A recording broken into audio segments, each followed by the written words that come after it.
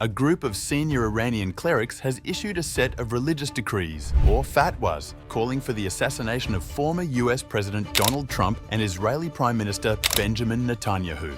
The decrees were made public in an open letter released on the 6th of July, labeling both men as infidel combat, a designation in Islamic jurisprudence used to justify lethal force under certain interpretations of Sharia law. At least 10 state-appointed clerics were signatories to the joint statement, which asserts that both leaders pose existential threats to Islam and the Iranian nation.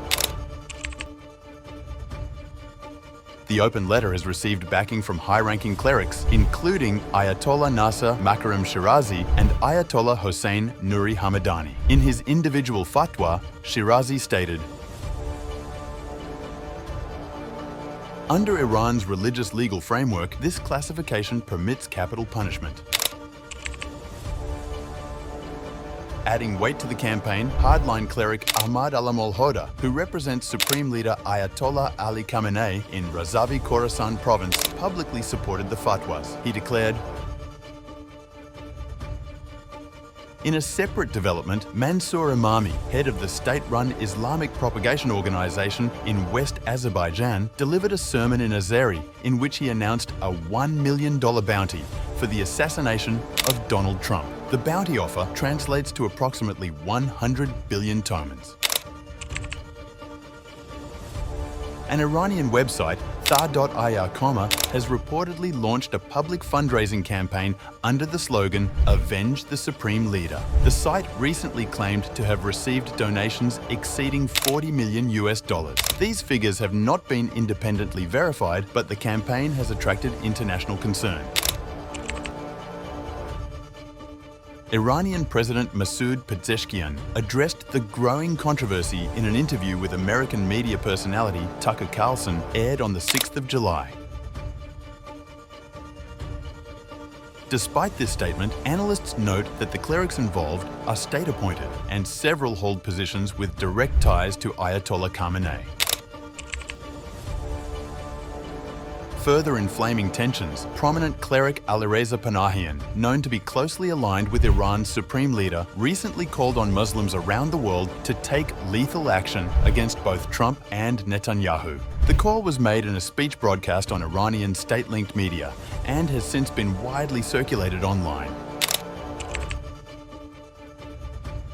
These threats come amid a significant diplomatic rupture. On the 2nd of June, President Pezeshkian signed legislation to suspend cooperation with the International Atomic Energy Agency, IAEA, Iran's nuclear watchdog. Following the decision, hardline Iranian media escalated their attacks on IAEA Director General Rafael Grossi. The Kayhan newspaper, known for its ties to the ruling elite, accused Grossi of being a bold Mossad spy and suggested he should be executed if he ever entered Iranian territory.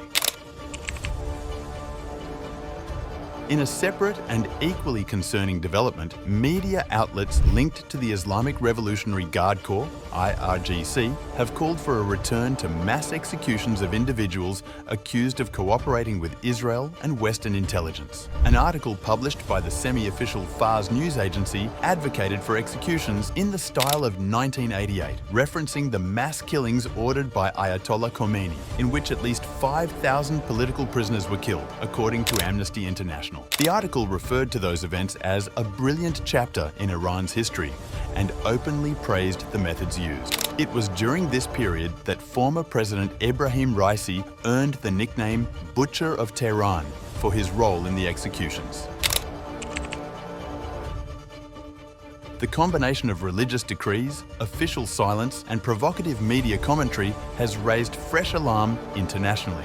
Analysts say the developments highlight a growing divide between Iran's civilian government, led by Pezeshkian, and religious hardliners, many of whom retain deep influence over security and judicial matters. As the situation escalates, observers are warning of increased threats to former and current Western leaders and a further breakdown in diplomatic engagement with Iran.